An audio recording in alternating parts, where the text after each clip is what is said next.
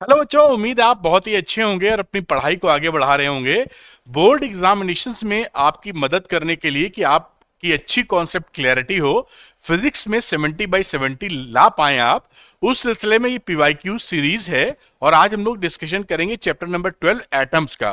जैसा आप जानते हैं बेटा, ये जो मैं आपको क्वेश्चंस पीवाईक्यूज कराता हूँ, प्रीवियस ईयर क्वेश्चंस, कोशिश करता हूँ हर चीज एक्सप्लेन कर दूं जैसे आपके कॉन्सेप्ट बिल्डअप हो जाएं और आप शानदार परफॉर्मेंस कर देंगे। तो अगर ये आप पूरा वीडियो देखते हैं तो आपको जबरदस्त फायदा होने वाला है, हर क्वेश्चन आप निकाल लेंगे। तो चलिए बात को स्टार्ट कर लेते हैं। इससे पहले की जो कोई वीडियोस हैं या वन शॉट वीडियोस हैं, वो सारों का लिंक भी आपको प्रोवाइड कर दिया जाएगा। कैसे आप देख सकते हैं भी हम बात करेंगे। तो अगर आप ये चाहते हैं कि फिजिक्स आसान भाषा में आपको समझ में आए, वीडियो देखकर आपके न्यूमेरिकल निकलने लगे, तो झट से अरविंद एकेडमी चैनल को सब्सक्राइब कर लीजिए फॉर टॉप क्वालिटी कंटेंट। चलिए बात को स्टार्ट करते हैं। तो ये रहा चैप्टर नंबर 12 एटम्स बेटा, Arvind sir PYQs detailed explanation के साथ में बेटा। आपकी सुविधा के लिए हम लोगों ने ऑल वीडियो लाइब्रेरी बना दी है, मतलब सारे वीडियो का टाइटल नेम के साथ, टॉपिक के साथ लिंक एक ही जगह दे दिया है। ये देखिए, जैसे कि वन शॉट वीडियो, अब कोई भी वन शॉट आप देखना चाहें, आप प्ले पर क्लिक करेंगे अपनी इच्छा अनुसार और उसको आसानी से आप देख सकते हैं। इसी तरह पीवाईक्यूज की सीरीज है, डेरिवेशंस हैं, एनसीईआरटी सॉल्यूशंस हैं, प्योर गोल्ड सीरीज है, और भी जो नई सीरीज आएंगी वो भी एमसीक्यूज वगैरह की, वो भी इसमें अटैच हो जाएंगी। ये लेटेस्ट आपको शीट मिल जाती है, जिससे आपको ये भी पता लगता है कि कौन कौन सी चीजें सर आपकी मदद के लिए बना रहे हैं और आप उसका यूज करके बहुत अच्छी परफॉर्मेंस कर सकते हैं। तो ये ऑल वीडियो लाइब्रेरी आपको देखने को मिलेगी कैसे, आप पहुंचेंगे कहां?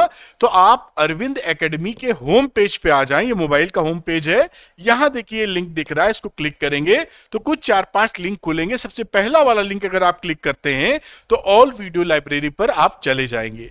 तो एक तो ये तरीका है। दूसरा, मैं इसके डिस्क्रिप्शन में भी लिंक अटैच कर दूंगा कि अगर इसी वीडियो के बाद तुरंत आप दूसरा कोई वीडियो देखना चाहते हैं तो वहां क्लिक करके देख सकें। तो एक तो हो गया होम पेज से जाना, दूसरा हो गया डिस्क्रिप्शन में जाके क्लिक करके जाना। इससे फायदा क्या है? इससे फायदा क्या है कि कोई टाइम वेस्टिंग नहीं है, इजी एक्सेस है। और कई बार बच्चे क्या करते हैं, जैसे वन शॉट देख रहे हैं, अब उनको ये नहीं मालूम कि अरविंद सर ने पीवाईक्यूज ऑलरेडी बनाए हैं, तो कहते हैं सर पीवाईक्यूज बना दीजिए। तो मैंने ऑलरेडी बनाए, वहां पता चल जाएगा, तो वो पूछेंगे नहीं, उनका काम बन जाएगा। तो ये ऑब्जेक्टिव है। जो जो सीरीज आएंगी सब आपको दिखती रहेंगी, बड़े अच्छे से आप कर लेंगे। अच्छा, इसके बाद कई बच्चों को क्या चाहिए होता है कि जो मैं पढ़ा रहा हूं उसका पीडीएफ मिल जाए। तो अरविंद एकेडमी टेलीग्राम चैनल पर आप इसका पीडीएफ पा सकते हैं। लिंक दिया है डिस्क्रिप्शन में, अरविंद एकेडमी टेलीग्राम चैनल को ज्वाइन कर लीजिए आप। और ये दो शानदार कोर्सेज हैं आपके लिए। जैसा आप जानते हैं कि बोर्ड एग्जामिनेशन की प्रिपरेशन में बेटा, अगर आप प्रीवियस ईयर क्वेश्चंस नहीं करते हैं तो कभी भी आपका एग्जामिनेशन का प्रिपरेशन पूरा नहीं हो सकता है, क्योंकि प्रीवियस ईयर क्वेश्चन तो करने ही होते हैं। इसी चीज को देखते हुए हम लोग लेके आए हैं आपके लिए 10 इयर्स के प्रीवियस ईयर क्वेश्चंस। ये देखिए यहां पर है 12th PCM, chapter wise, topic wise solved, 10 साल के पेपर फुली सॉल्व है। और मार्केट में आप जब जाते हैं तो फिजिक्स की ही अगर बुक लेने जाएंगे तो वो मिलती है आपको 300-400 रुपए की एक किताब। यहां पर हम लोगों ने कोशिश क्या किया है कि तीनों सब्जेक्ट को, फिजिक्स, केमिस्ट्री, मैथ्स को, या फिजिक्स, केमिस्ट्री, बायो को, आपको हम लोग 299 में प्रोवाइड कर रहे हैं, जिससे आपका काम बन जाए। प्रीवियस ईयर क्वेश्चंस तो हर बच्चा लगाता है, आप इसका इस्तेमाल बहुत अच्छे से कर सकते हैं। दूसरा एक जबरदस्त हमारा क्वेश्चन बैंक है आपके लिए, और इसमें पीसीएमबी चारों सब्जेक्ट का है, देखिए ऑल इन वन के नाम से। तो all in one question bank, यानी इसको ले लिया तो बात खत्म, मतलब इसके अलावा कोई और चीज लेने की आवश्यकता नहीं है। इससे आप बहुत प्रैक्टिस कर सकते हैं। इसमें देखिए ऑल टाइप्स ऑफ क्वेश्चंस है जो भी आपके बोर्ड एग्जामिनेशन में पूछे जाते हैं। हजारों एमसीक्यू हैं, असर्शन रीजनिंग है, केस स्टडी है, सैंपल पेपर्स हैं। तो इसको लेने के बाद आप इससे अगर प्रैक्टिस करते हैं तो मुझे कहीं से शक नहीं है कि 95% से कम आपका आएगा, उससे ज्यादा ही आएगा, क्योंकि ये पूरी चीज प्रोवाइड करता है। तो जो ये बच्चे लेना चाहते हैं प्रीवियस ईयर क्वेश्चंस या all in one question bank, वो अरविंद एकेडमी ऐप से ले सकते हैं। और अरविंद एकेडमी ऐप का लिंक डिस्क्रिप्शन में दिया है, क्लिक करके डाउनलोड कर लीजिए, इसके स्टोर सेक्शन में जाइए और इन कोर्सेज में एनरोल होकर अपनी पढ़ाई को नेक्स्ट लेवल पे ले जाइए। चलिए वीडियो को शुरू करते हैं। जिस वजह से ये वीडियो बन रहा है, करते हैं शुरू। तो बेटा शुरू करते हैं previous year questions chapter number 12 atoms के लिए बेटा। तो पहला क्वेश्चन आपके सामने आता है, बहुत ही सरल क्वेश्चन है 2023 का। तो ये देखिए, the radius of nth orbit in Bohr's model of hydrogen atom is proportional to. आप जानते हैं, आपने याद भी कर रखा होगा कि Rn किसी भी nth ऑर्बिट में अगर रेडियस निकालनी हो तो उसकी वैल्यू n स्क्वायर और ये बोर्स रेडियस यानी n square into are naught के बराबर होती है। यानी आप कह सकते हैं Rn is proportional to n square. इसके हिसाब से ये पहला वाला आंसर आपका सही हो जाता है। तो इसको ध्यान रखिए कि अगर nth ऑर्बिट, ये आर नॉट क्या है, ये पहली radius of first orbit, radius of first orbit बेटा, जिसे आप बोर्स रेडियस भी कहते हैं, बोर्स रेडियस। तो जो पहली ऑर्बिट होती है, जैसे ये न्यूक्लियस है ना, थोड़ा समझा रहा हूं, इसमें पहली ऑर्बिट जो है फर्स्ट ऑर्बिट, उसका रेडियस आर नॉट है। और कोई भी ऑर्बिट मान लीजिए R4 निकालनी हो तो R4 का आर नॉट से क्या रिश्ता है ये आप जान पा रहे हैं। R4 रखेंगे तो 4 की पावर स्क्वायर कर दीजिए और आर नॉट मतलब ये पहली ऑर्बिट की रेडियस, जिसे आप बोर्स रेडियस भी कहते हैं। तो ये आप समझ गए होंगे। इसको मैंने इसलिए बताया कि इस पे न्यूमेरिकल्स भी आते हैं बेटा और क्वेश्चन भी पूछे जाते हैं। मैं हटता हूं, इसको नोट कर लीजिए। अगला क्वेश्चन मैं आपके सामने लेके आता हूं। इस तरह के क्वेश्चन बहुत आते हैं, नोट कर लिया होगा आपने। नेक्स्ट क्वेश्चन की तरफ चलते हैं बेटा। ये देखिए, इस क्वेश्चन में क्या बोला है, the potential energy of N electron in the second excited state in hydrogen atom. इसमें गलती कई बच्चे क्या करते हैं ना, ये देखिए सेकेंड एक्साइटेड स्टेट लिखा हुआ है, तो इसका मतलब यहां पर n की वैल्यू आपको 3 लेनी है। जब बोलते हैं सेकेंड एक्साइटेड तो वो थर्ड वैल्यू होती है, जब बोलते हैं फर्स्ट एक्साइटेड तो वो सेकेंड वैल्यू होती है, और जब there is no excitation ground level तो n की वैल्यू 1 होती है। तो आप समझ गए होंगे कि सेकेंड एक्साइटेड स्टेज अगर बोल रहे हैं तो उसकी वैल्यू आपको क्या लेनी है, n की वैल्यू यहां पर 3 लेनी है, ये इंपॉर्टेंट है। और अपने को पोटेंशियल एनर्जी निकालनी है। चलिए, बड़ी अच्छी बात, एक फॉर्मूला हमारे पास रहता है जो आपको मालूम भी है कि nth ऑर्बिट में टोटल एनर्जी कितनी होती है। ये क्या है बेटा, ये टोटल एनर्जी, टोटल एनर्जी। तो इसकी वैल्यू हुआ करती है -13.6 upon n square electron volt. ठीक है, अब ये सेकेंड एक्साइटेड स्टेट है तो इनकी वैल्यू 3 पुट कर दो यहां, तो ये हो गया 13.6 अपॉन 3 का स्क्वायर विच इज 9, और इसकी वैल्यू आ जाएगी 1.51 इलेक्ट्रॉन वोल्ट। ये बेटा टोटल एनर्जी आई है, लेकिन हमसे तो पूछिए पोटेंशियल एनर्जी। तो आप जैसा जानते हैं टोटल एनर्जी में, काइनेटिक एनर्जी में और पोटेंशियल एनर्जी में ये रिश्ता होता है ना। इसको याद रखिएगा, बहुत काम का है। अब यहां पर अगर आपको पोटेंशियल एनर्जी निकालनी है तो 2 इंटू टोटल एनर्जी का फॉर्मूला लगा दीजिए। यानी हम क्या करेंगे, 2 लिखेंगे माइनस 1.51 लिखेंगे और ये करीब करीब हो जाएगा 3.02 माइनस में electron volt. This is the potential energy, और इसके हिसाब से आपका ऑप्शन नंबर बी ठीक हो जाता है। तो ये एक वेरी इंपॉर्टेंट क्वेश्चन, क्योंकि ये आपका एमसीक्यू में आया है, अदरवाइज सब्जेक्टिव क्वेश्चन 3 नंबर में भी टपक जाता है और ये आपसे पूछ लेते हैं, जो कि है सरल, लेकिन अगर आप ध्यान नहीं रखेंगे तो गलती के पूरे चांसेस हैं। इसको आप नोट कर लीजिए। फिर अगला क्वेश्चन आपके सामने लेके आता हूं, मेरे ख्याल से आप नोट कर पाए होंगे। पॉज करके नेक्स्ट क्वेश्चन की तरफ हम लोग बढ़ते हैं। तो अगले क्वेश्चन में देखिए, ये क्वेश्चन बोलता है अपने से, the radius of the inner most electron orbit. Inner most electron orbit का रेडियस को ही बोर्स रेडियस बोलते हैं। तो वो दिया हुआ है आर नॉट की वैल्यू 4.3 इंटू 10 की power -11 metre. The radius of the third orbit, हमने भी रिलेशन देखा था, आर एन की जो वैल्यू होती है वो n square into are naught होती है। हम लोग जानते हैं और सीखा भी है। अब ये थर्ड ऑर्बिट की बात कर रहे हैं, तो 3 का स्क्वायर इंटू आर नॉट यानी 9 आर नॉट कर देना चाहिए हमको। तो 9 लिखा और आर नॉट की जगह 5.3 इंटू 10 की पावर -11 मीटर। ये वैल्यू आ जाएगी करीब करीब 4.77 इंटू 10 की पावर -10 मीटर, और ये आपका आंसर हो गया। अब ये एमसीक्यू है, तो एमसीक्यू के अंदर ऑप्शन नंबर डी आपको मिल रहा है, जो आप आसानी से कर सकते हैं। सरल सब है, बस थोड़ा सा ध्यान रखना और शानदार प्रदर्शन करने के लिए आप तैयार हैं। पॉज करके इसको बेटा नोट कर लीजिए। अगला क्वेश्चन मैं आपके सामने लेके आता हूं।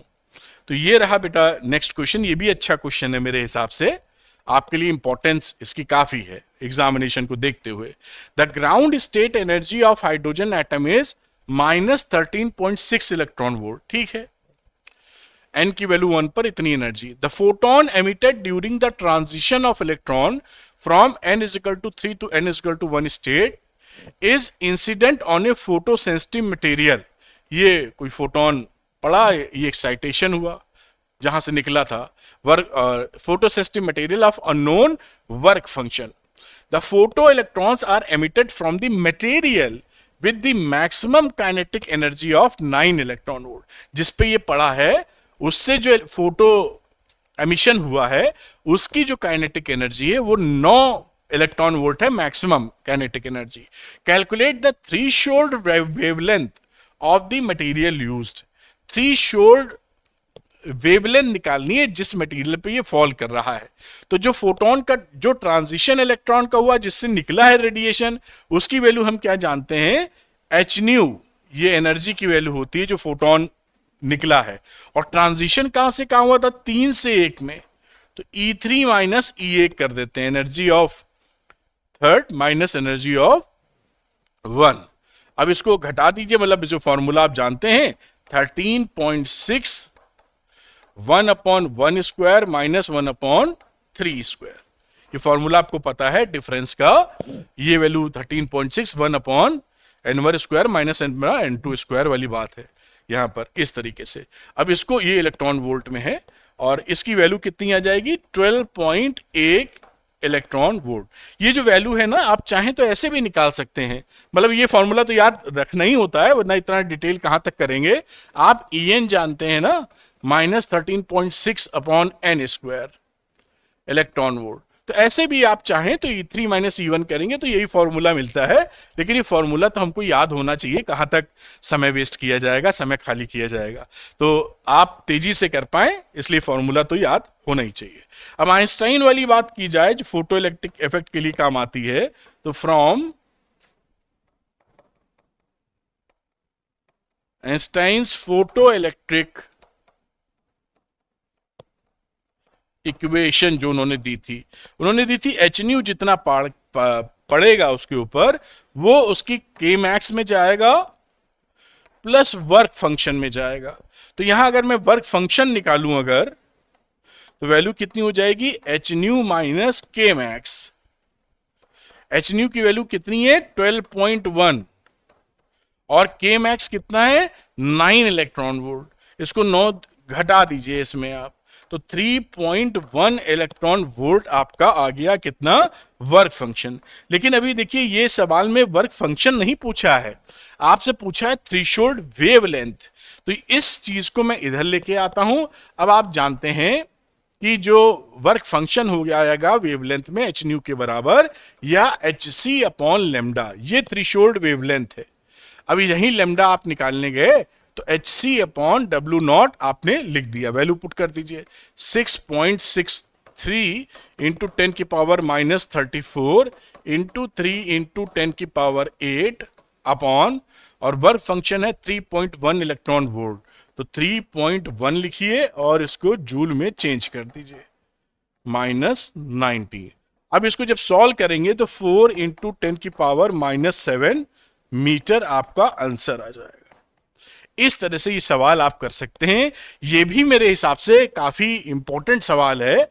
ऐसे सवाल जब आएंगे और अगर आपने पहले से लगा रखे हैं तो ये काफी आसान लगने लगते हैं, और अगर पहले से नहीं लगे हैं तो दिक्कत होती है। तो मैं ऐसी कोशिश करता हूं कि इन प्रीवियस ईयर क्वेश्चंस में आपको जैसी सारी वैरायटी के क्वेश्चन को शामिल कर लिया जाए, जिससे इसको देखेंगे तो आप आसानी से सारी चीज निकाल पाएंगे। मैं हटता हूं, इसको नोट कर लें आप।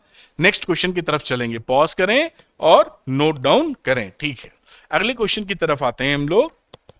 ये रहा नेक्स्ट क्वेश्चन बेटा। देखते हैं इस क्वेश्चन में हमारे लिए क्या है। The short wavelength limit for the Lemon series of the hydrogen spectrum is 913.4 angstrom. Short wavelength का मतलब आप समझ रहे होंगे हाईएस्ट एनर्जी, यानी इंफिनिटी से लेमन का मतलब है वन में आना है उसको। लेमन सीरीज वही होती है कि कहीं से वन में आ जाओ फर्स्ट स्टेट में, तो फर्स्ट ऑर्बिट में। तो जब हम बात करते हैं ना शॉर्टेस्ट वेवलेंथ की, तो इंफिनिटी से यहां तक हमको लाना होगा। Calculate the short wavelength limit for बामर series. अच्छा, बामर क्या होता है? जब हम उसको n इक्वल टू 2 में लेके आते हैं, 1 में लेके आते हो किसी इलेक्ट्रॉन को इंफिनिटी से, तो शॉर्टेस्ट वेवलेंथ लेमन सीरीज की मिलती है। और जब n इक्वल टू इंफिनिटी से लेकर 2 में आते हैं तो हमें बामर सीरीज मिलती है, शॉर्टेस्ट वेवलेंथ। तो बामर सीरीज की निकालनी, तो सबसे पहला काम करते हैं, ये फॉर्मूला हमारे पास होता है 1/λ/r, और लेमन सीरीज के लिए 1/1² माइनस 1/इंफिनिटी। इंफिनिटी कहां से मिला है? For short wavelength, for shortest wavelength. तो शॉर्टेस्ट वेवलेंथ के लिए n इनिशियल हमारा इंफिनिटी होना चाहिए, n फाइनल होना चाहिए 1। ये लेमन सीरीज की बात कर रहा हूं। और अगर ये बामर सीरीज की कहानी होगी, फॉर बामर शॉर्टेस्ट वेवलेंथ की बात कर रहे हैं, शॉर्टेस्ट लेमडा,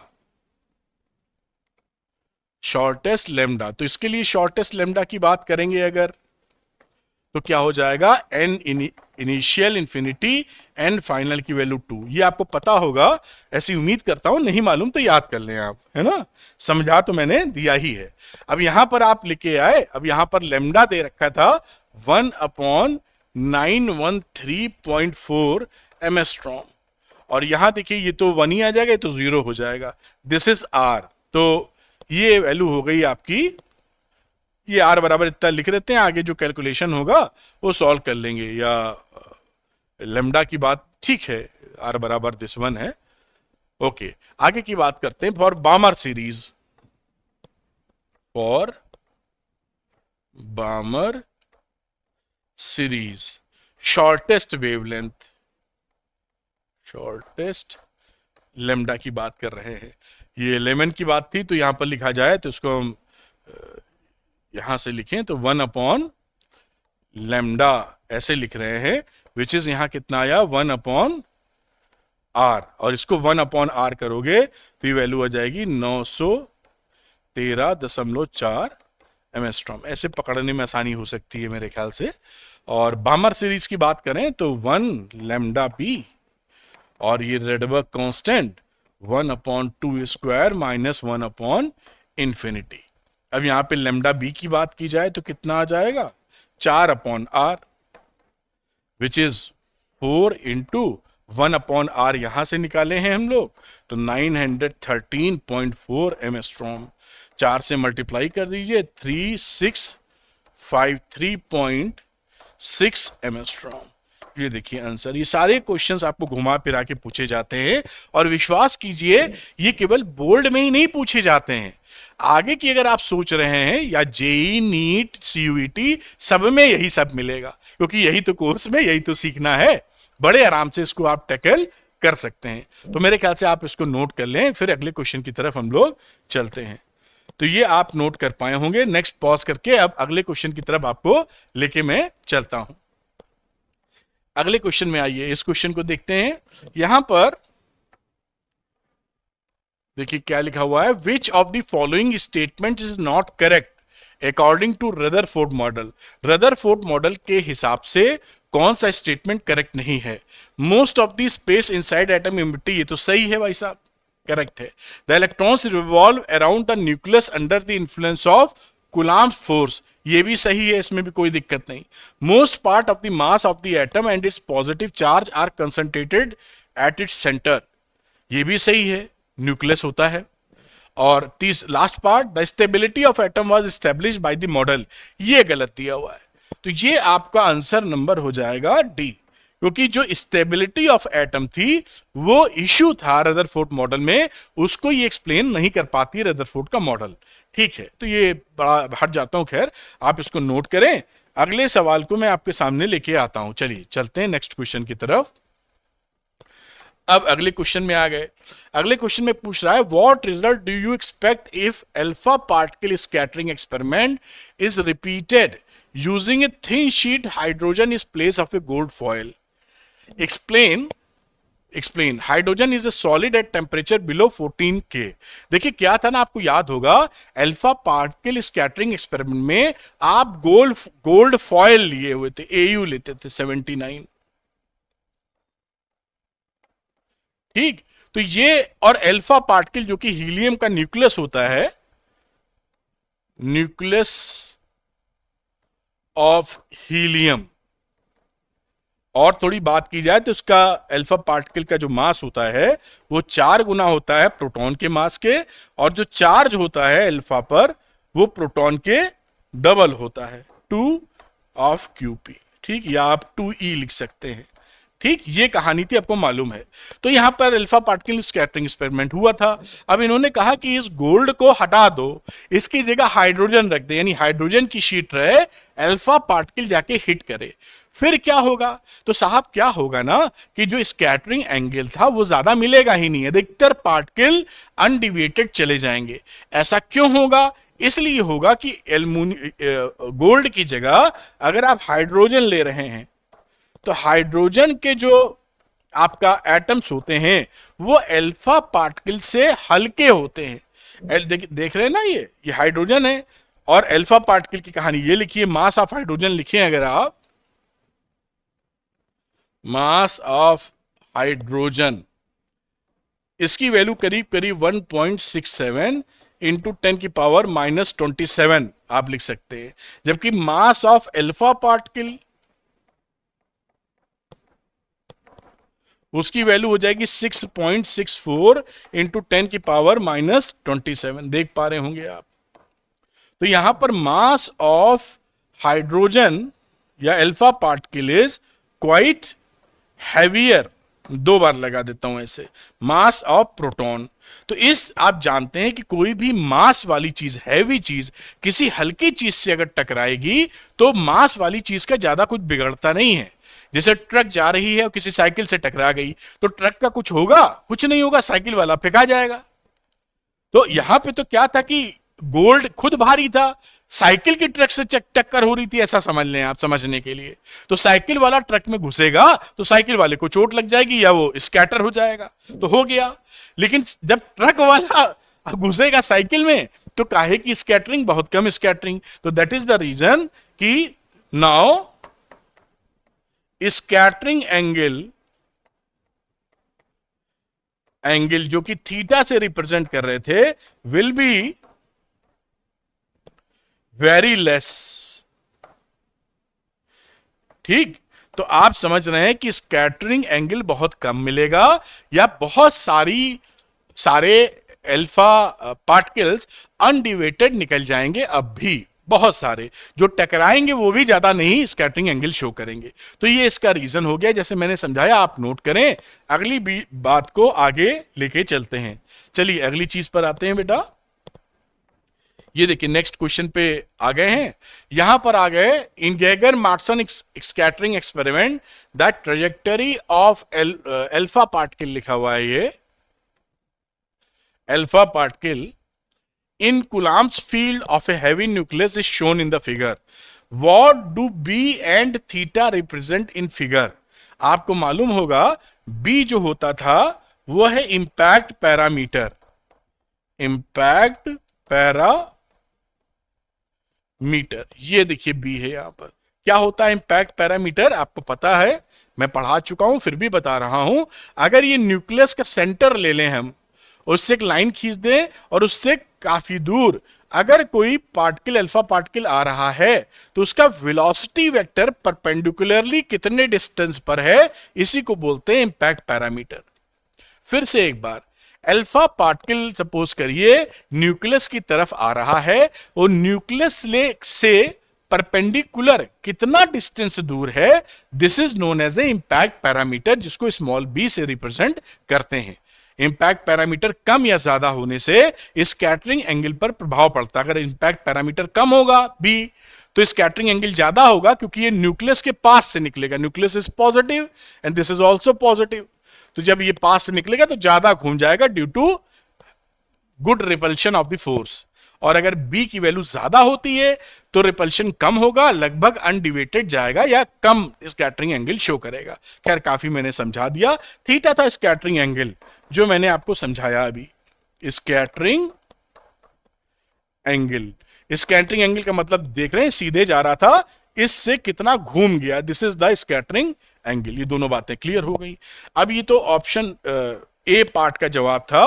बी पार्ट के जवाब के लिए अगर हम देखें, what will be the value of b, b की वैल्यू क्या है थीटा जीरो के लिए। तो देखिए थीटा जीरो जब होता है ना, तो इसका क्या मतलब है कि देयर इज नो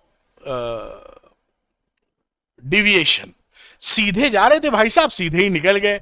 तो वो कब होगा, जब ये b की वैल्यू काफी ज्यादा हो। तो आप लिख सकते हैं when b is more than the radius r, लिख दीजिए रेडियस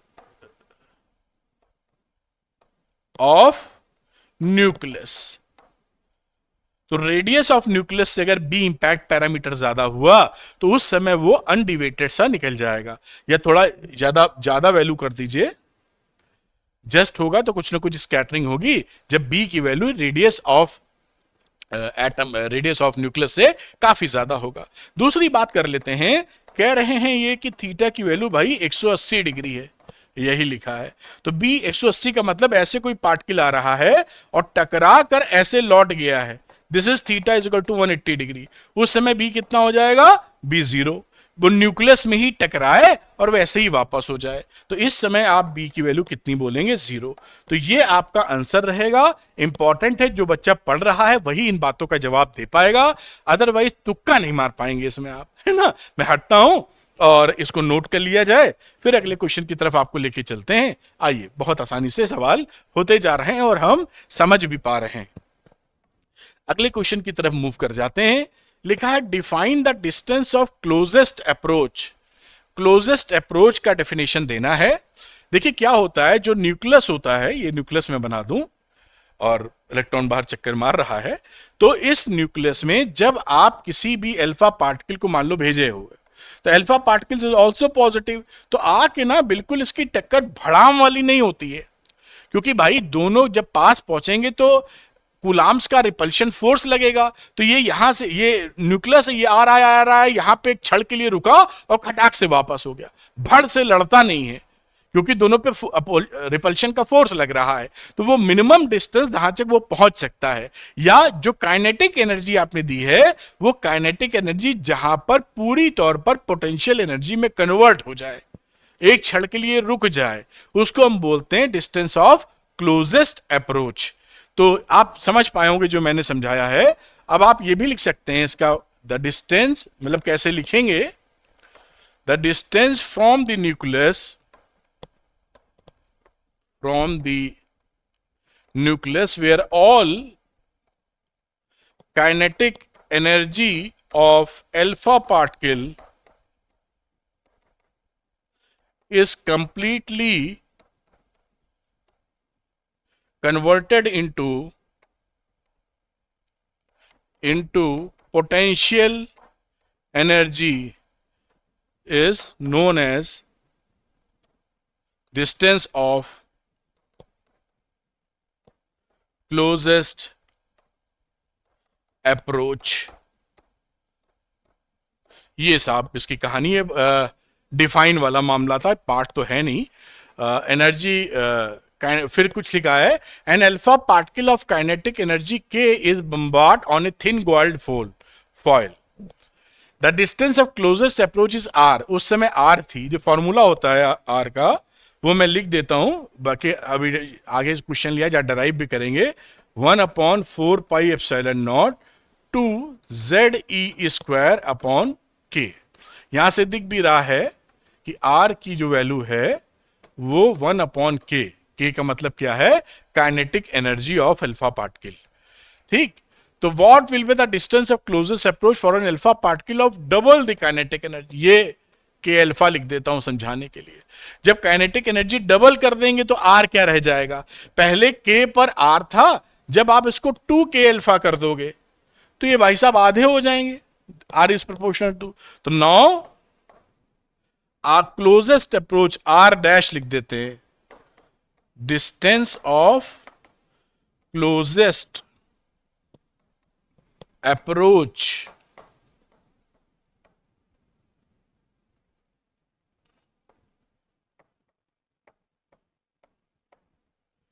will become हाफ, आधा हो जाएगा। दिख रहा है ये डबल कर दिया तो आर आधा हो जाएगा। इसको नोट कर लीजिए, अगला सवाल करते हैं। कोई भी इसमें परेशानी मुझे नजर नहीं आ रही है, आप भी शांति से इसके नोट्स बनाते जाइए, ठीक है। अगला क्वेश्चन, नेक्स्ट क्वेश्चन पे आते हैं। यहां लिखा write to limit important limitations of Rutherford nuclear model of the atom. Rutherford ने एक शानदार मॉडल दिया था, लेकिन दो उसमें बड़ी तगड़ी गड़बड़ियां आ गई थी। एक क्या थी, stability issue, stability of an atom. पहली बात क्या थी, क्या था मामला, मामला ये था कि भाई ये कहा जा रहा था ये न्यूक्लियस है और अगर इलेक्ट्रॉन इसका चक्कर लगा रहा है तो ये एक चार्ज एक्सेलेटेड मोशन में है, क्योंकि सर्कुलर मोशन एक एक्सेलेटेड मोशन में होता है। इलेक्ट्रोमैग्नेटिक थ्योरी, वेव थ्योरी के आधार पर अगर कोई चार्ज एक्सेलेटेड मोशन में है तो इलेक्ट्रोमैग्नेटिक वेव्स रिलीज करता है। तो जब ये एक्सेलेटेड मोशन में है तो अपने पास से ईएम वेव रिलीज करेगा। अगर ये ईएम वेव छोड़ेगा तो उसकी एनर्जी में कमी आएगी, क्योंकि एनर्जी कंजर्वेशन तो लागू है हर तरफ। तो अपने से कुछ निकाल के दे रहा है तो उसमें घटोत्तरी हो रही है। इसकी एनर्जी में कमी आने पर क्या होगा, इसका धीरे धीरे यहां पर स्पाइरल फॉर्म बनेगा। एनर्जी कम होते होते वो जाकर न्यूक्लियस में घुस जाएगा, स्वाहा हो जाएगा। तो जब न्यूक्लियस में मिल ही जाएगा तो काहे का एटम। तो ये सबसे तगड़ी बात हो गई स्टेबिलिटी ऑफ एन एटम, कि स्टेबल कैसे रहेगा एटम, इसको रदरफोर्ड मॉडल एक्सप्लेन नहीं कर पाया। नंबर 2, डिफरेंट लाइन स्पेक्ट्रा, तो डिफरेंट लाइन स्पेक्ट्रा इन हाइड्रोजन एटम कह दीजिए, ये भी एक्सप्लेन नहीं कर पाए।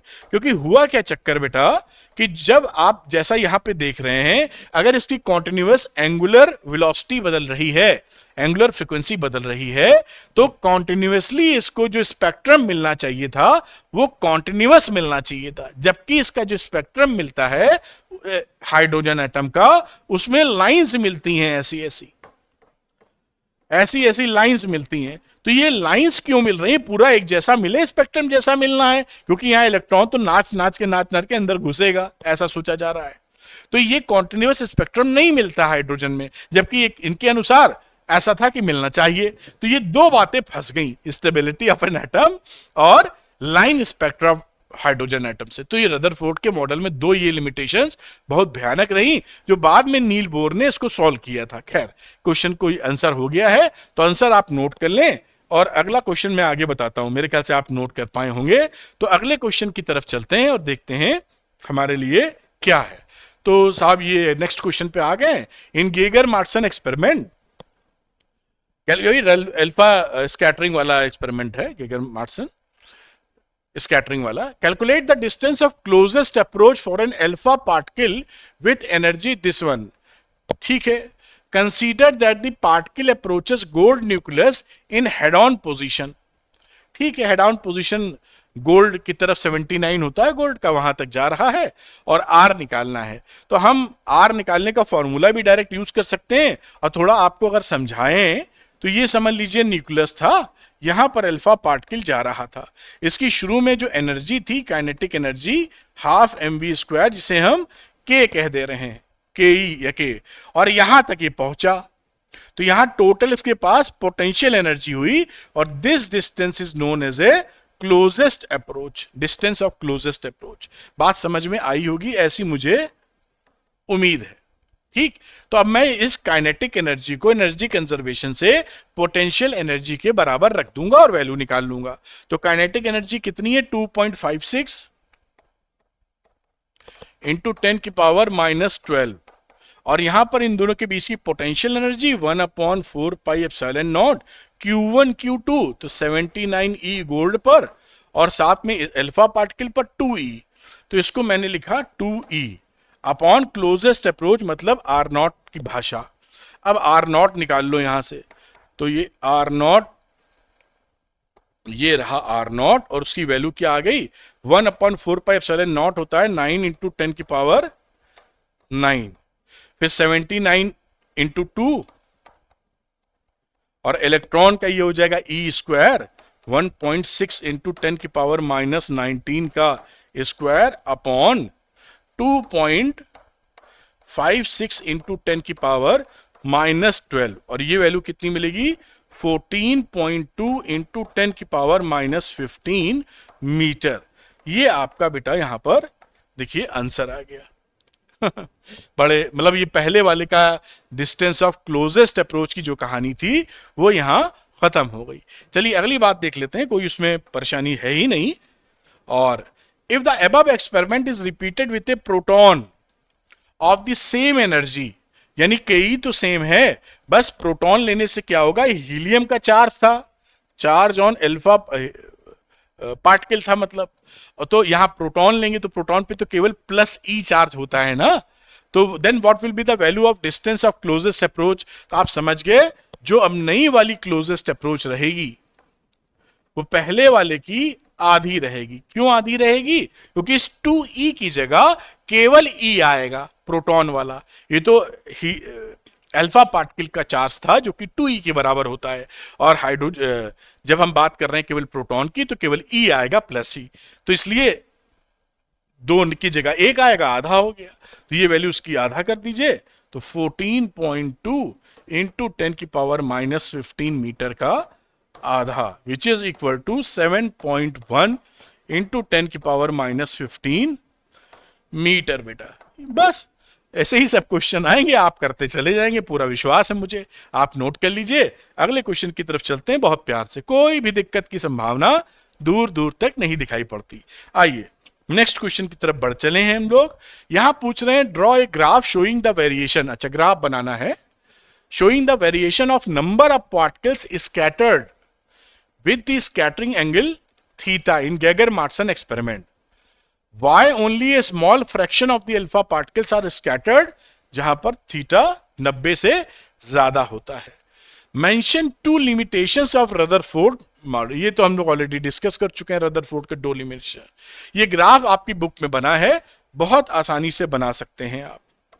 एक तरफ थीटा स्कैटरिंग एंगल दिखानी है, आप कुछ भी फिगर ले लें, मैं 45-90 करके दिए दे रहा हूं, 90, 135, और भी आप कुछ भी फिगर ले लीजिए जो आपको बुक में दिए, 10, 20, 30 कर भी, और ये है स्कैटरिंग एंगल, एंगल जो कि आप थीटा से रिप्रेजेंट करते हैं। ये वैल्यू आपकी 0 हो गई। या number of the particles, number of alpha particles scattered, number of scattered alpha particles, इसकी वैल्यू आप इधर दिखा रहे हैं, और इसको आप दिखा सकते हैं 0, 10, 10 की पावर 2, पावर रेस करते हैं 10 की पावर 4, फिर 10 की पावर 6, यहां 10 की पावर 8 तक दिखा देते हैं, और भी ऊपर तक। तो आप देखेंगे कि अधिकतर में इस तरह से फिगर आएगा। एक तरफ फिगर से बना रहे हैं, ऐसे करके समझ लीजिए। यहां पर जो अधिकतर लोग हैं जिनका स्कैटरिंग एंगल 10, 5 है, वो बहुत ज्यादा है, और जैसे जैसे आगे बढ़ते हैं 90 से आगे, इस तरह का फिगर आपको दिखाई पड़ता है। ठीक, तो ये क्या, अब ये बन गया आपका ग्राफ। दूसरा पूछा था कि थीटा 90 से ज्यादा कुछ के लिए ही क्यों रहता है, स्मॉल फ्रैक्शन।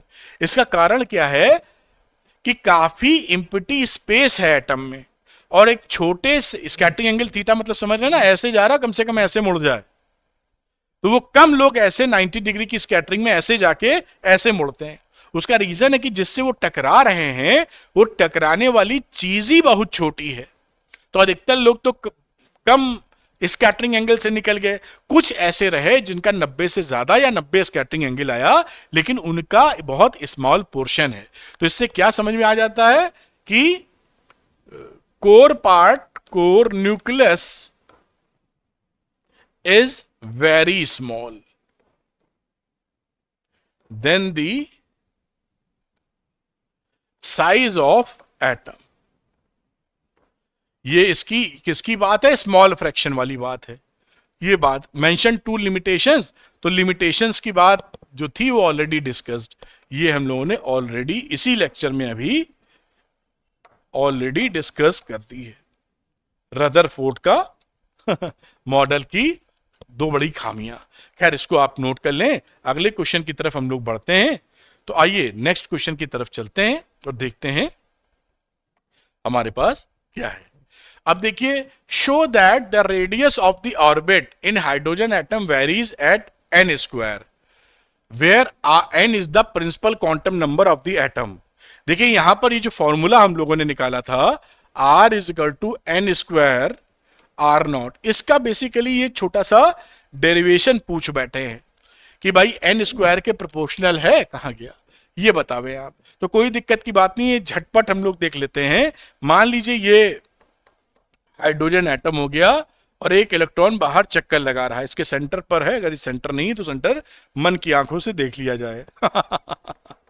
ये यहां पर इलेक्ट्रॉन हो गया बेटा, और अब इलेक्ट्रॉन जब चक्कर, इसकी वेलोसिटी टेंजेंशियल v मान लो, इस पे फोर्स, सेंटीपीटल फोर्स जो ऑफर होगा वो mv square r by r, ये रेडियस हो गई r, उसके बराबर होगा। यानी सेंटीपीटल फोर्स, सेंट्रीपीटल फोर्स ये कहां से मिलेगा आपको? mv स्क्वायर बाई r की जरूरत थी और ये मिलेगा कोलंबियन फोर्स से, यानी 1/4 pi epsilon not q1 q2, यानी E1 इंटू ई इंटू, इस पे भी ई इस पे भी, और बीच का जो डिस्टेंस है ये, इसे आप लिख सकते हैं अभी r स्क्वायर। मेरे ख्याल से ये बात आप पकड़ पाए होंगे। आगे की चर्चा देखें अगर हम लोग, इस r से ना ये स्क्वायर खत्म हो गया, तो अब वैल्यू क्या बनी यहां पर? अच्छा इसको तो यहीं रोक लेते हैं अभी हम लोग, इसको लिख लीजिए एक बार, फिर हम mv square is equal to 1/4 pi epsilon naught e square upon r, इसे इक्वेशन नंबर 1 कह देते हैं। अब देखिए Bohr's quantization condition, from Bohr's quantization condition हमारी क्या क्या हालचाल थे कि जो एंगुलर मोमेंटम था mvr, उसकी वैल्यू रहती थी nh अपॉन 2 पाई के बराबर। अब यहां पर अगर आप वेलोसिटी निकालने जाएं इसकी, तो nh अपॉन 2 पाई mr आ जाएगा, इसे कह दीजिए इक्वेशन नंबर 2। इस v की वैल्यू मैं यहां इसमें रख देता हूं, तो पुट कर दीजिए v इधर, तो r हमको पता चल जाएगा v हटाते हुए। तो अब हम इसको यहां से पिकअप करते हैं और क्या लिखते हैं, m nh अपॉन 2 पाई mr का स्क्वायर बराबर 1/4 pi epsilon naught e square upon r। ठीक है, बहुत ही आसानी से देख पाए आप। अब यहां r, इसको सॉल्व कर लीजिए बड़े आराम से, तो r की वैल्यू क्या आ जाएगी, n square h square epsilon not upon pi m e square. देख लीजिएगा एक बार, मेरे ख्याल से होगा तो सब सही, फिर भी तो r की वैल्यू आप देखेंगे तो ये वैल्यू मिलती हुई नजर आ रही है। तो n square h square upon m e square, और ये रही बात एप्सिलॉन नॉट की। ठीक है साहब, अब इसकी वैल्यू में देखिए बाकी सारी चीजें कांस्टेंट सी आ गई। ये देखिए अब यहां पुट कर दीजिए, इफ वी पुट n बराबर 1, तो ये बोर से रेडियस निकल आएगी, तो ये वैल्यू जितनी हो जाएगी r नॉट, और इसकी वैल्यू हो जाएगी h स्क्वायर एप्सिलॉन नॉट, बाकी सब तो कांस्टेंट ही है, m e स्क्वायर। और हम ये इसको कैलकुलेट भी करते हैं तो इसकी वैल्यू 0.53 एंगस्ट्रॉम के आसपास आती है, और इसी हिसाब से r नॉट इतने की जगह पुट कर दिया जाए तो ये formula R is equal to N square into are not आ जाएगा। जो इन्होंने प्रूफ करने को बोला था वो आप प्रूफ कर पाएंगे। तो इस तरीके से ये वैल्यू आप लिख सकते हैं आसानी से, कोई समस्या आती हुई नहीं दिखती। इसको सॉल्व करके नोट कर लीजिए। और मेरे ख्याल से और कोई, हाँ इतना ही था, मैं हटता हूं, इसको नोट करें, फिर हम अगले सवाल की तरफ आगे बढ़ेंगे। तो मेरे ख्याल से आप इसको नोट कर पाए होंगे, ऐसी उम्मीद है मुझे। अब आगे की तरफ हम लोग बढ़ते हैं, नेक्स्ट क्वेश्चन पिकअप करते हैं। ये देखिए अगला क्वेश्चन लेते हैं और इसमें देखिए क्या है लिखा है, state Bohr's quantization condition of angular momentum. वो क्वांटाइजेशन कंडीशन जो अभी यूज की है उसी को लिखना है। Calculate the shortest wavelength of Brackett series and state to which part of the electromagnetic spectrum does it belong. ठीक है, तो बोर्ड्स की क्वांटाइजेशन कंडीशन क्या थी, मैं लिख नहीं रहा हूं क्योंकि आपको पता ही होगी, मैं समझा रहा हूं आपको। बोर्ड्स ने कहा था कि जो ऑर्बिट्स हैं, जो अवेलेबल ऑर्बिट्स हैं इलेक्ट्रॉन के लिए चक्कर लगाने के लिए, वो मनचाहे नहीं है कि इलेक्ट्रॉन कहीं भी किसी भी ऑर्बिट में चक्कर लगाने लगे। वो जिस ऑर्बिट में चक्कर लगाएगा उसका एंगुलर मोमेंटम NH अपॉन 2 होना चाहिए या H अपॉन 2 का इंटीग्रल मल्टीपल होना चाहिए। तो उन्होंने कहा ये वही ऑर्बिट अवेलेबल रहेंगे जो कि जिसका एंगुलर मोमेंटम, जिसे MVR लिखते हैं, उसकी वैल्यू NH अपॉन 2 के, यानी H अपॉन 2 का इंटीग्रल मल्टीपल रहे। इसी को हम बोलते हैं बोर्स की क्वांटाइजेशन कंडीशन। आप सेंटेंस में इसको लिख सकते हैं। तो इलेक्ट्रॉन किसी भी ऑर्बिट में चक्कर नहीं लगा सकता, अगर लगाएगा तो वो स्टेबल नहीं रह जाएगा। तो उसको उसी ऑर्बिट में चक्कर लगाना है जहां पर उसका एंगुलर मोमेंटम H अपॉन 2 का इंटीग्रल मल्टीपल रहेगा।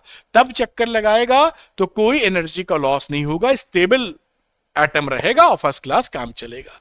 अब अगली बात देखते हैं, ब्रैकेट सीरीज के लिए शॉर्टेस्ट वेवलेंथ। ब्रैकेट सीरीज का मतलब है एन फाइनल जो होना चाहिए वो 4 होना चाहिए। जैसे लेमन के लिए 1 होता है, बामर के लिए 2 होता है, उसीलिए आपका जो ब्रैकेट के लिए है वो चौथा नंबर है। तो हम फॉर्मूला यूज कर रहे हैं 1 upon lambda is equal to r 1 upon 4 square minus 1 upon infinity का स्क्वायर। ये ब्रैकेट सीरीज की बातचीत चल रही है। Brackett series and shortest wavelength के लिए इंफिनिटी, शॉर्टेस्ट लेमडा। तो यहां पर 1 अपॉन लेमडा लिखा, ये वैल्यू आर की आ जाएगी। आर होता है 1.097 इंटू 10⁻7 और ये लास्ट 4 का स्क्वायर 16। अब यहां से आप लेमडा निकाल सकते हैं, तो you will get lambda is equal to 16 upon, जो सॉल्व करेंगे तो 1.4585 इंटू 10⁻⁻6 मीटर। अब इसकी जो वेवलेंथ है ये किस में हो रही है, ये वेवलेंथ इंफ्रारेड रीजन में है। इंफ्रारेड रीजन में ये लाई कर रही है। तो इस तरह से बेटा ये आंसर आप कर सकते हैं और आसानी से हो जाएगा। बस थोड़े से सवाल करने हैं जो मैं प्यार से बहुत पेशेंसली आपको करा रहा हूं, बिना समय को वेस्ट किए हुए। आप इसको नोट कर लीजिए, फटाफट अगले सवाल पे चलते हैं। मेरे ख्याल से आप नोट कर पाए हैं। आइए अगले क्वेश्चन की तरफ बढ़ जाते हैं। ये आ गए हम लोग नेक्स्ट क्वेश्चन की तरफ। इसमें बोला गया है, a hydrogen atom initially in the ground state absorbs a photon. Ground state में था, फोटोन को एब्जॉर्ब किया है, which excites its to an equal to 4th level, चौथे लेवल पे ले गया है। Estimate the frequency of the photon. ठीक है, तो हम जानते हैं En की वैल्यू होती है -13.6 upon n square electron volt. इस तरह से अगर मैं photon, hydrogen atom is initially in the ground is absorbs photon, और एस्टिमेट फ्रीक्वेंसी बताइए फोटोन की क्या रही होगी। तो आप मतलब एच न्यू की जो वैल्यू है वो E4 माइनस E1 से निकाली जा सकती है। और इसको हम जानते हैं इसके फॉर्मूले के तौर पर, चौथे में से चौथा रखिए, चौथे में से पहला घटा दीजिए। अब मैं चाहे तो ऐसे रख के दिखाऊं आपको, -13.6 अपॉन 1 की बात कर रहे हैं। ठीक, इस तरह से भी वैल्यू रख सकते हैं, मेरा फॉर्मूला जो पहले था वो भी। अब इसको घटा मारिएगा तो you will gate 13.6 into 15 upon 16 electron volt. अब न्यू की वैल्यू यहां क्या आ गई, तो न्यू के लिए 13.6 इंटू 15/16 इलेक्ट्रॉन वोल्ट था, तो जूल के लिए 1.6 10 की पावर -19 और प्लैंक्स कांस्टेंट नीचे आ गया 6.63 इंटू 10 की पावर -34, जो ये वैल्यू हो गई 3 इंटू 10 की पावर 15 हर्ट्ज। ये आपका आंसर आ गया, फ्रीक्वेंसी आ गई। कोई भी परेशानी की आवश्यकता नहीं है। मैं हटता हूं, आप इसको पॉज करके बेटा नोट कर लें। चलिए अगले क्वेश्चन की तरफ चलते हैं। बहुत ही आसानी से सारे सवाल निकलते चले जाएंगे। देखिए लिखा है right two important limitation of Rutherford model which could not explain the observe feature of atomic spectra. ये ऑलरेडी डिस्कस्ड, आज ही हम लोगों ने डिस्कस कर लिया है, already discussed. How were these explained in Bohr's model of hydrogen atom. तो hydrogen atom में बोर्स मॉडल ने क्या बोला था, उन्होंने बोला कि जो प्रॉब्लम थी ना रदरफोर्ड में कि भाई ये चक्कर लगाएगा और लगाते लगाते स्पाइरल होकर घुस जाएगा इसमें, उन्होंने कहा बोर साहब ने कि ये चक्कर तो लगाएगा लेकिन एनर्जी का लॉस नहीं करेगा। हाँ, उस ऑर्बिट में चक्कर लगाएगा जिसका एंगुलर मोमेंटम आपका h/2π का इंटीग्रल मल्टीपल हो। तो ये तो रदरफोर्ड का इश्यू था और बोर ने क्या बोल दिया, L की वैल्यू mvr ये उन्हीं में चक्कर लगाएगा जहां h/2π का उसका इंटीग्रल मल्टीपल हो। उस समय जब ये चक्कर लगाएगा तो कोई भी एनर्जी का रेडिएशन नहीं करेगा, तो स्टेबल हो जाएगा और अपना चक्कर लगाता रहेगा। आगे using Bohr's postulates obtain the expression for the radius of the orbit in hydrogen atom. मेरे ख्याल से ये भी आर वाली बात हम लोग निकाल चुके हैं, रेडियस अभी कैलकुलेट किया था जहां r is equal to n square r0 दिखाया था। तो ये दोनों बातें हम लोग कर चुके हैं आज के ही सवाल में। आपको याद आ रहा होगा ये फॉर्मूले का डेरिवेशन भी इसी बेसिस पे बोर्स के मॉडल पे ही बोर्स क्वांटाइजेशन कंडीशन यूज करते हुए किया था। तो ये सवाल खत्म हो जाता है।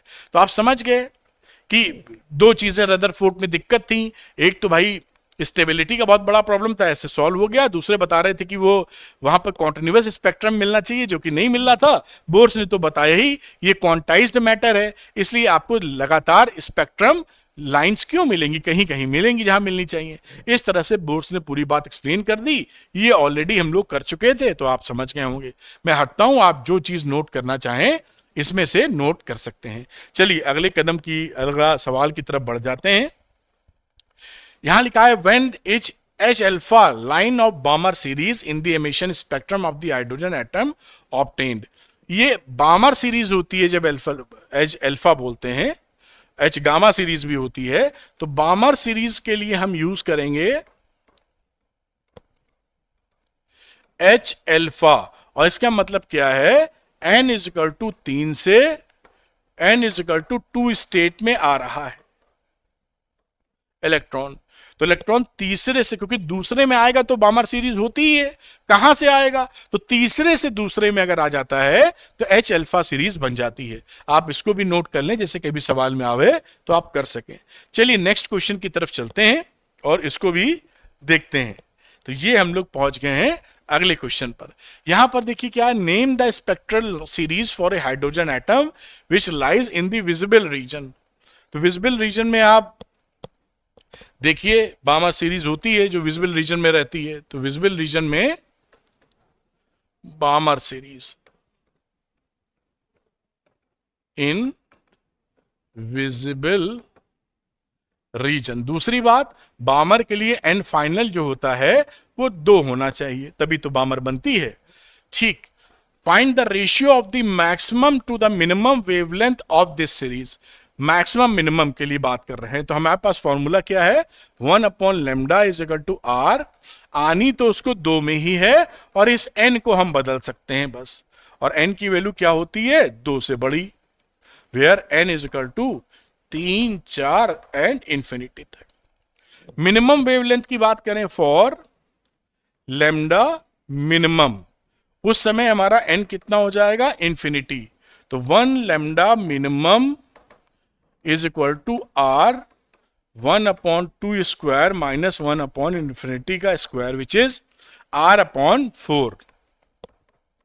लेमडा मिनिमम करें तो पलट दोगे 4/r। अब बात कर रहे हैं ये लेमडा मैक्सिमम की जहां तक जी, तो लेमडा मैक्सिमम पे आ जाइए। For lambda maximum, lambda maximum के लिए एन की वैल्यू जस्ट बाजू 3 नंबर से आनी चाहिए, तो लेमडा मैक्सिमम मिल जाएगा आपको। तो यहां 1/लेमडा max is equal to R 1/2² minus 1/3²। अब इसको सॉल्व कर लीजिए, ये वैल्यू हो गई देखिए आर 1/4 माइनस 1/9, फिर आर लिख दीजिए, ये सॉल्व करेंगे तो आ जाएगा 36, 9 माइनस 9 चौक 36, तो आर 5/36। इसी वैल्यू को थोड़ा आगे बढ़ा लेते हैं और लेमडा मैक्स जो लिखा है 1/लेमडा मैक्स करेंगे तो 36/5r आ जाएगा। अब आपको रेशियो लेना है तो lambda max upon lambda minimum ले लीजिए। लेमडा मैक्स हो गया, पलट के लिख देंगे चलो 36/5r इंटू लेमडा मिनिमम को उल्टा करके लिख देते हैं, यानी r/4। ये देखिए r से r कट गया, ये आ गया 9, तो वैल्यू आ गई 9/5। ऐसे क्वेश्चन भी आपके बहुत पूछे जाते हैं बोर्ड एग्जामिनेशन में, पढ़ाई की पढ़ाई हो जाती है और खेल का खेल हो जाता है। तो आप इसको नोट कर लीजिए और समझ गए होंगे, अगला क्वेश्चन सामने लाएंगे तो इसको आप नोट कर पाए होंगे। पॉज करके नोट करें बेटा। अगले क्वेश्चन की तरफ चलते हैं हम लोग, जो कि है आपके सामने ये रहा। ये सारे क्वेश्चन मजेदार हैं, अच्छे हैं, और यहां पर हम लोग डिस्कशन करेंगे। Calculate the orbital period of the electron in the first excited state of the hydrogen atom। first excited state जब भी बोलेंगे आप n is equal to 2 लेंगे, ये गलती बहुत हो सकती है। first excited n बराबर 2, सेकेंड एक्साइटेड n बराबर 3, एक बढ़ के चलेगा ना, एक्साइटेशन की बात चल रही है। तो अब यहां पर जो कार्यक्रम चल रहा है, ये न्यूक्लियस मान लो, ये एक ऑर्बिट छोटा बना देते हैं, ये दूसरा नंबर का ऑर्बिट है। यहां पर इसकी कुछ वेलोसिटी होगी, अभी देखेंगे। रेडियस हम r2 से डिनोट कर देते हैं, तो टाइम पीरियड क्या होगा 2πr2/v2 लिख देते हैं, चलो इसको समझने के लिए। ठीक, ये टाइम पीरियड निकालने का है। तो चलिए बड़े आराम से टाइम पीरियड हम लोग निकाल लेंगे। तो देखिए यहां एक आपको फॉर्मूला मैं पढ़ा चुका हूं, याद दिला रहा हूं, छोटा फॉर्मूला पड़ता है, अदरवाइज तो ज्यादा लंबा डालना पड़ेगा। एक होता है vn, nth ऑर्बिट में स्पीड क्या होती है 1/137 इंटू c/n। ये मैंने बताया है फॉर्मूला। c होती है speed of light in vacuum, यानी 3 × 10⁸। n होता है किस ऑर्बिट में वो चक्कर लगा रहे हैं इलेक्ट्रॉन महाशय। और रही बात n की, r की, तो r n आप जानते ही हैं, n² इंटू r0 होता है। n² तो रहेगा ही, r0 को आप 0.53 एमएस्ट्रॉम लिख सकते हैं। तो ये कहानी इसकी है, इन्हीं दोनों का इस्तेमाल करके यहां वैल्यू मैं लिखने वाला हूं। तो चलिए पकड़ते हैं, और टाइम पीरियड में ध्यान से देखिएगा, 2 लिखा, पाई लिखा। अब ये r2 की वैल्यू मुझे लिखनी है, तो ये r2 का मतलब है n², यानी 2 का स्क्वायर। बात पकड़ में आ रही है। और ये रहा 0.53 एमएक्सट्रॉम, तो 10⁻⁻10 अपॉन, नीचे v2 है, v2 मतलब ये 1/137 इंटू 3 × 10⁸ अपॉन n का मतलब 2। सारी वैल्यू फीड कर दी। अब आपको कैलकुलेट करना है, तो t की वैल्यू हो जाएगी 2 × 3.14 इंटू 4, 0.53 इंटू 10⁻⁻10, ये दोनों ऊपर चले जाएंगे, 137 इंटू 2 अपॉन 3 × 10⁸। अब इसको आप सॉल्व कर लेंगे। सॉल्व करने पर आपको वैल्यू मिलेगी 1.215 इंटू 10⁻⁻15 सेकेंड। ये आपका आंसर आ गया। इन फॉर्मूलों का इस्तेमाल करके अपनी कैलकुलेशन को आप छोटा कर सकते हैं। फिर भी कैलकुलेशन तो आते ही है, लेकिन अगर ये नहीं लिखेंगे तो और फिगर्स आएंगे आपको। तो ये आप नोट कर लीजिए, ये भी इंपॉर्टेंट सवाल है और ये कहीं भी टपक सकता है, आपको आना ही चाहिए। तो आप इसको नोट करें बेटा। अगले सवाल की तरफ हम लोग चल रहे हैं, तो नेक्स्ट क्वेश्चन को लेते हैं आपके लिए बेटा। ये रहा अगला क्वेश्चन।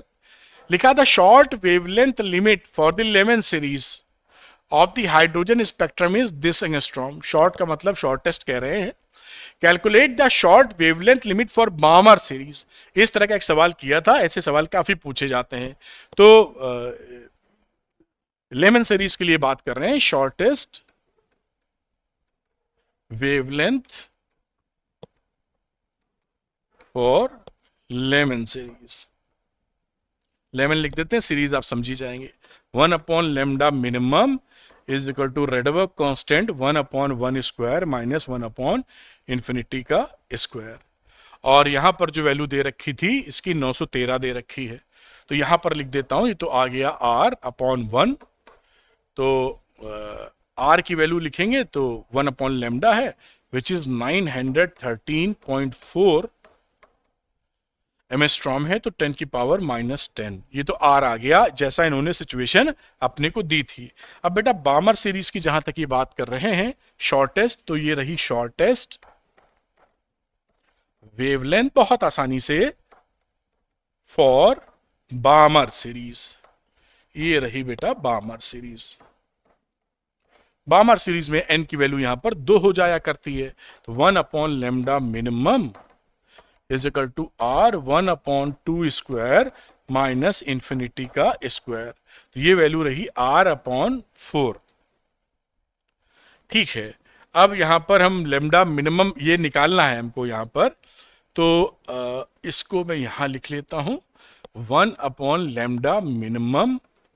और ये देखिए R थी ना, इस R की वैल्यू ये पुट कर देते हैं, तो 1/913.4 इंटू 10 की पावर -10 इंटू यहां पर तो आ जाएगा केवल 4, तो ये वैल्यू रही इंटू 4। अब इसको सॉल्व कर लिया जाए तो वैल्यू आ जाएगी, यानी लेमडा मिनिमम आप सॉल्व कर लें, पलट लें इसको, और यू विल गेट 3653.6 एमस्ट्रॉम। ये आपका आंसर आ गया। इस तरह से ऐसे सवाल होंगे जो कि कोई दिक्कत नहीं देते, बशर्ते आपने सवाल थोड़े लगाए हो। तो इसको आप नोट कर लें और अगले सवाल की तरफ हम लोग चलते हैं। तो ठीक है, इसको आप न्यूमेरिकल की तरह नोट कर पाए होंगे। अगले क्वेश्चन पे आ जाते हैं बेटा। यहां लिखा है कैलकुलेट द शॉर्टेस्ट वेवलेंथ, वैसे ही सवाल लग रहा है, in Balmer series of hydrogen atom. ठीक है, in which region infrared visible ultraviolet of hydrogen spectrum does this wavelength lie. बहुत ही सिंपल सवाल अभी किया था। तो shortest wavelength Balmer series, shortest wavelength के लिए आप रखते हैं क्या, एन इनिशियल वैल्यू जो कर चुके हैं इनफाइनाइट, और बामर सीरीज के लिए एन फाइनल होना चाहिए 2। तो दोनों को समेट कर आप लिखेंगे lambda minimum Rydberg constant 1/2 square minus infinity का स्क्वायर। अब यहां पर R/4 आता दिख रहा है, तो R/4, R की वैल्यू कितनी 1.097 इंटू 10 की पावर 7/4। अब कैलकुलेट कर लीजिए, लैम्डा मिनिमम यहां से निकल आएगा 3646 एमस्ट्रॉम। और ये किस रीजन में लाई कर रही है, ये विजिबल रीजन में लाई करती है। याद रखिए जो बामर सीरीज है ना, वो विजिबल रीजन में लाई करती है, करीबन 4000 एमस्ट्रॉम के आसपास जा रही है। 4000 से हमारा वायलेट कलर का वेवलेंथ स्टार्ट हो जाता है और 7-7,500 तक एमस्ट्रॉम तक रेड कलर तक जाता है ये। तो आप इसको नोट कर पाए होंगे, और नोट कर लीजिए इसको अच्छे से, फिर आगे की बातचीत हम लोग करेंगे। चलिए नेक्स्ट क्वेश्चन पर आते हैं। ये देखिए अगले क्वेश्चन पे आ गए हैं। यहां देखिए क्या बात है हमारे सामने।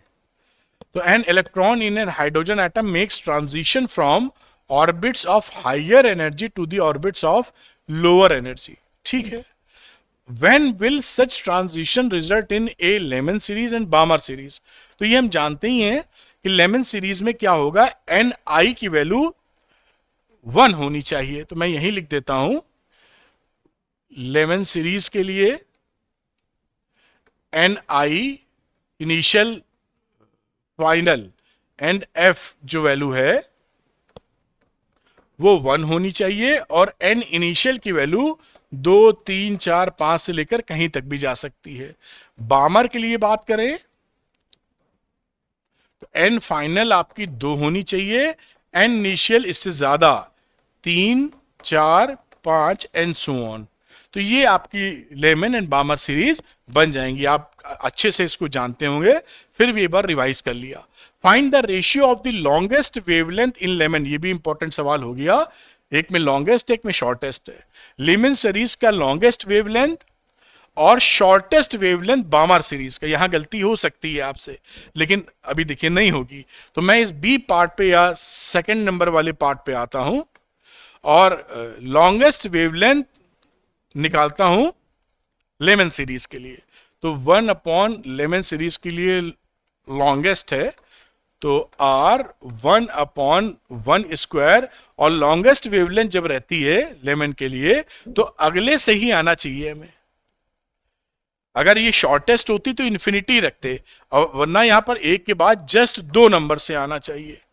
ये लॉन्गेस्ट वेवलेंथ हो गई आपकी लेमन सीरीज की। बामर सीरीज की बात करें तो बामर में शॉर्टेस्ट लिखा है तो R लिखेंगे। बामर के लिए ये रहा 2 स्क्वायर, और यहां वैल्यू हो गई इन्फिनिटी का स्क्वायर। शॉर्टेस्ट वेवलेंथ के लिए ध्यान रखिएगा, शॉर्टेस्ट के लिए एन इनिशियल इन्फिनिटी, और लॉन्गेस्ट के लिए एन इनिशियल फाइनल से जस्ट बाजू वाला। ठीक, अब यहां पर वैल्यू हो जाएगी ये R अपॉन 4, या इसको लिखूं तो लेमडा बी की वैल्यू क्या लिख सकते हैं 4 अपॉन R। यहां अभी बातचीत नहीं कर पाए थे हम लोग, एक में से 1/4 तो 3/4 आ जाएगा। ठीक है ना, ये 4 रहेगा तो 3/4, 3R/4, और यहां से मैं लेमडा एल निकालूं तो ये 4R अपॉन 3 आप कर सकते हैं। अब इसी का रेशियो लेने की बातचीत कही जा रही है, तो लॉन्गेस्ट वेवलेंथ का रेशियो रहा लेमडा एल। बामर के लिए, ये बामर के लिए था और ये शॉर्टेस्ट था बेसिकली। ये बामर के लिए था, ये ध्यान रखिएगा, वरना बहुत सारे सब्सक्रिप्ट लिख देंगे तो ठीक नहीं रहेगा। तो लेमडा एस लिख देते हैं, तो ये वैल्यू हो गई 4R अपॉन 3, और डिवाइड में पलट के लिख देंगे तो R अपॉन 4। तो ये वैल्यू कितनी आ गई, R से उल्टा लिख गया, क्या ऊपर ही उल्टा लिख गया लगता है, तो ये गलत लिख दिया है। यहां पर वैल्यू हो जाएगी 4 अपॉन 3R, है ना, और यहां पर हो गई 4 अपॉन 3R, बहुत आसानी से। और लेमडा स्मॉल की वैल्यू थी 4 अपॉन R। फिर कुछ भसड़ लिख दी हमने, अबे तेरी तो क्या हो रहा है, इसको पलट के लिखना है R अपॉन 4। दिमाग घूम गया, R 4 4 तो आंसर हो गया 1/3। ये आपका आंसर हो गया, बहुत ही आसानी से, कोई भी समस्या कहीं नहीं है। इसको आप नोट करें, अगले सवाल को भी हम लोग देख लेते हैं प्यार से। तो पॉज करके बेटा नोट कर लीजिए, मेरे ख्याल से पॉज करके नोट कर पाए हैं आप। अगले क्वेश्चन की तरफ चलते हैं। लिखा right Rydberg formula for wavelength of the spectral lines of the hydrogen spectrum. तो ये रडबर्ग फॉर्मूला होता है 1 upon lambda R 1 upon N1 square minus N2 square, या कई जगह इसको इनिशियल फाइनल में लिखते हैं तो 1 अपॉन N फाइनल का स्क्वायर माइनस 1 अपॉन इनिशियल का स्क्वायर। ये रडबर्ग फॉर्मूला है। रडबर्ग कांस्टेंट की वैल्यू लिखो तो R की वैल्यू 1.097 इंटू 10 की पावर 7 पर मीटर। ये आंसर हो गया, ले देखिए। उसके बाद पूछा है H अल्फा सीरीज, तो H अल्फा क्या होती है, बामर को बिलोंग करती है, बामर सीरीज। इसको याद करके जरूर पकड़े रहिएगा। H अल्फा क्या है, बामर सीरीज। तीसरे से दूसरे में जब n इक्वल टू इनिशियल वाली वैल्यू हो 3 और फाइनल वाली वैल्यू हो 2, तो ये ट्रांजिशन जो होता है उसमें ये बामर सीरीज हमको मिलती है। मैं हटता हूं, इसको अगले क्वेश्चन के लिए चलेंगे हम लोग, मेरे ख्याल से नोट कर चुके हैं, पॉज करके नोट कर लें। आगे चलते हैं अगले क्वेश्चन की तरफ। यहां लिखा है according to Bohr's atomic model the circumference of the electron orbit is always an dash multiple of de Broglie wavelength. तो यहां इंटीग्रल मल्टीपल आ जाएगा, इंटीग्रल मल्टीपल। देखिए इसकी मैं मीनिंग समझा देता हूं, कई बच्चों की समझ में नहीं आएगा। According to Bohr's atomic model the circumference of the electron orbit, ये न्यूक्लियस है और ये आपका इलेक्ट्रॉन का ऑर्बिट है, उसका जो सर्कमफ्रेंस है ये मान लीजिए आर है, तो 2 पाई आर सर्कमफ्रेंस हो जाएगा। अब ये कह रहे हैं ये इंटीग्रल मल्टीपल है de Broglie वेवलेंथ का, तो जो de Broglie वेवलेंथ होगी उसका इंटीग्रल मल्टीपल मिलेगा, यानी एन लैम्डा के बराबर मिलेगा। ये बातचीत थी, है ना। और ये मैं अगर आपको बताऊं तो कई थोड़ा लंबा निकल जाएंगे, तो खैर मैं इतनी बात बताता हूं आपको जो आपको जाननी भी चाहिए कि जो ये h/2 पाई आ गया था, ये कहां से आ गया, इसके बारे में de Broglie ने अपनी थ्योरी को आगे फॉरवर्ड किया था, जो सही साबित हुई। उन्होंने बोला था कि जब भी स्टैंडिंग वेव्स पढ़ती हैं, स्टैंडिंग वेव्स का मतलब स्टेशनरी वेव्स, जो क्लास 11th में फिजिक्स के आखिरी चैप्टर में पढ़ी थी आपने, तो स्टैंडिंग वेव्स जब भी बनती हैं तो जाने और आने में लैम्डा वेवलेंथ लगती है, और कई बात करेंगे तो लैम्डा के बाद 2 लैम्डा लगेगी। आप पता नहीं कितना समझ पा रहे हैं।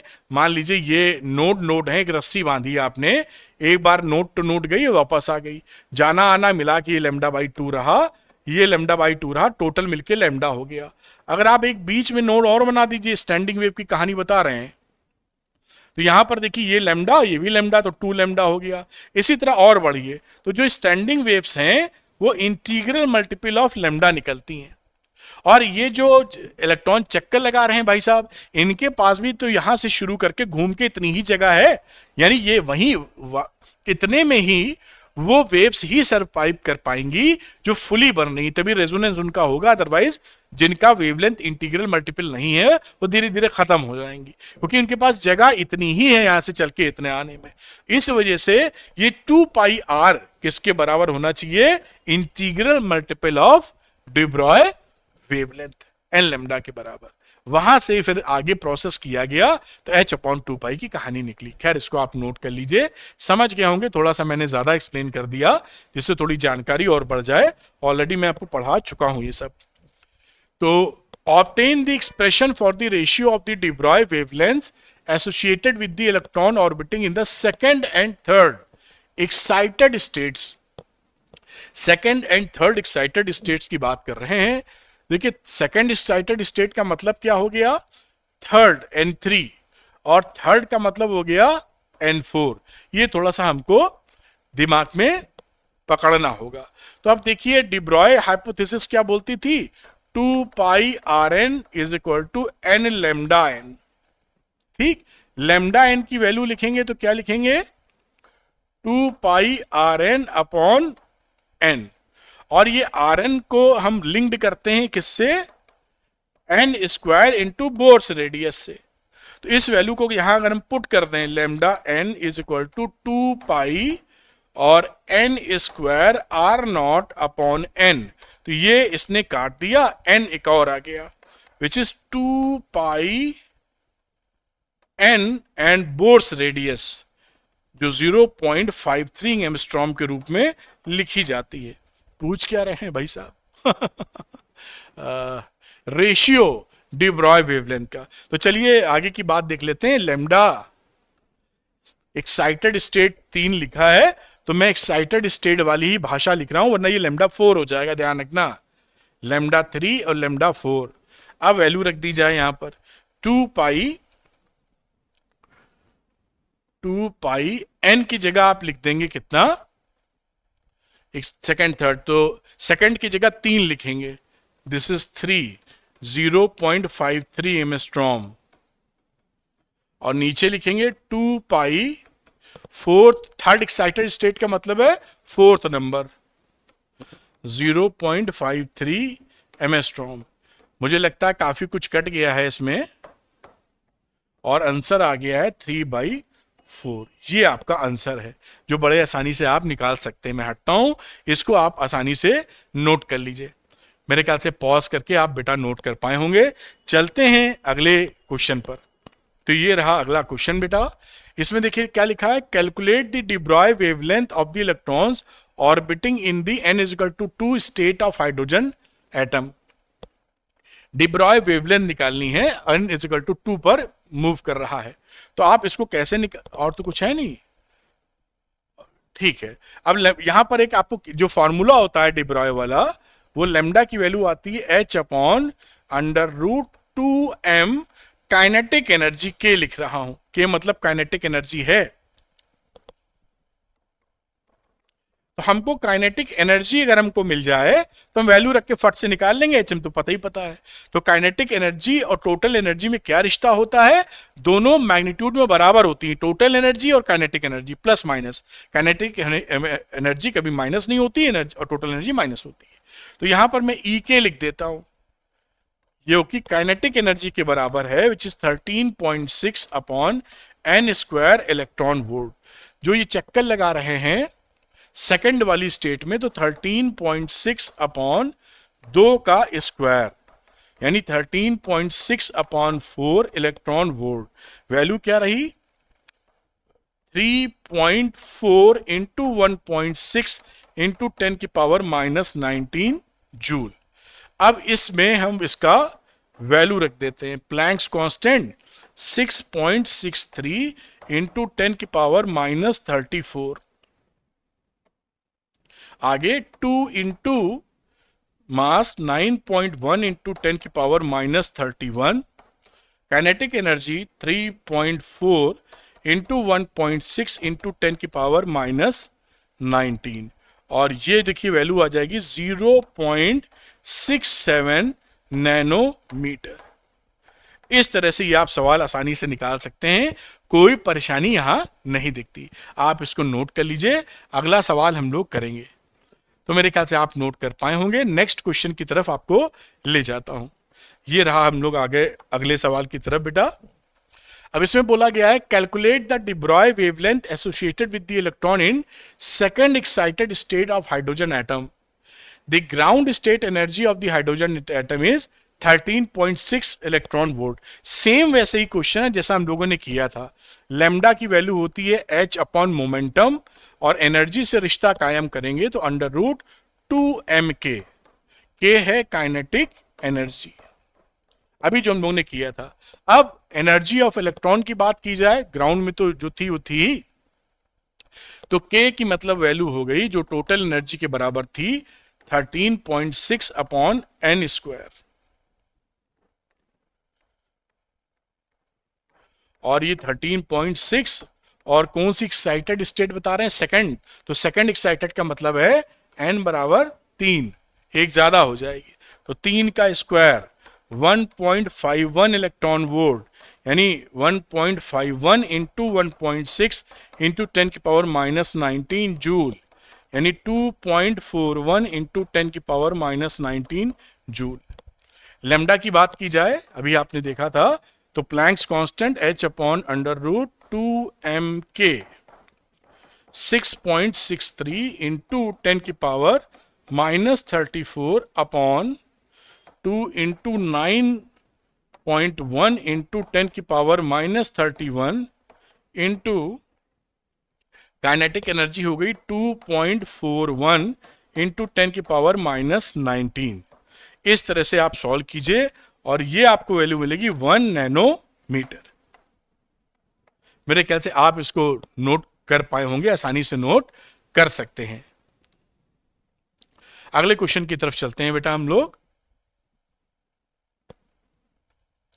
ये रहा अगला क्वेश्चन बेटा, और यहां बोला है the kinetic energy of the electron orbiting in the first excited state. First का मतलब n बराबर 2, इतनी। Determine the de Broglie wavelength associated with it. Same question वही है। देखिए यहां तो एनर्जी भी दे दी है इतनी, तो आप सीधे क्या लिख सकते हैं, इसकी जो टोटल एनर्जी है वही काइनेटिक एनर्जी के बराबर रहती है मैग्नीट्यूड में। तो 3.4 इंटू 1.6 इंटू 10 की पावर माइनस 19 जूल। तो लेमडा कितना आ जाएगा, अगेन वही h upon under root 2m e k। ठीक है, बस वैल्यू रख दीजिए 6.63 इंटू 10 की power minus 34 upon under root 2 into 9.1 into 10 की पावर माइनस 31 इंटू 3.4 इंटू 1.6 10 की पावर माइनस 19। और ये वैल्यू हो जाएगी 0.67 न्यूटन नैनोमीटर। ठीक है, इस तरह से देखिए पूरी बात खत्म हो गई, और ये सभी वैरायटी के लगभग मैंने पीवाईक्यूज आपको करा दिए। नोट कर लीजिए इसको। तो बच्चों उम्मीद है कि आप इसको नोट कर पाए होंगे। अगर आप ये चाहते हैं कि फिजिक्स आसान भाषा में समझ में आए और वीडियो देख के न्यूमेरिकल निकलने लगे, तो झट से अरविंद एकेडमी चैनल को सब्सक्राइब कर लीजिए। और एक बार याद दिलाऊंगा, आपके लिए 2 स्ट्रॉन्ग कोर्सेज हैं। पीवाईक्यूज 10 साल के, बिना पीवाईक्यूज लगाए आपकी बोर्ड की तैयारी पूरी नहीं हो सकती। तो चैप्टर वाइज, टॉपिक वाइज 10 साल के फुली सॉल्व पेपर्स हैं। 12th पीसीएम बहुत ही रीजनेबल प्राइस में, और ये all in one question bank है फिजिक्स, केमिस्ट्री, मैथ्स, बायो के लिए। अरविंद एकेडमी ऐप को डाउनलोड करके स्टोर सेक्शन में जाकर इसमें एनरोल हो सकते हैं। Thank you very much, wish you all the best. इसका अगर पीडीएफ चाहिए तो आप अरविंद एकेडमी टेलीग्राम चैनल को ज्वाइन कर लीजिए, लिंक डिस्क्रिप्शन में दिया है, वहां इसका पीडीएफ अपलोड कर दूंगा जो आपके पास मिल जाएगा। Thank you very much, all the best.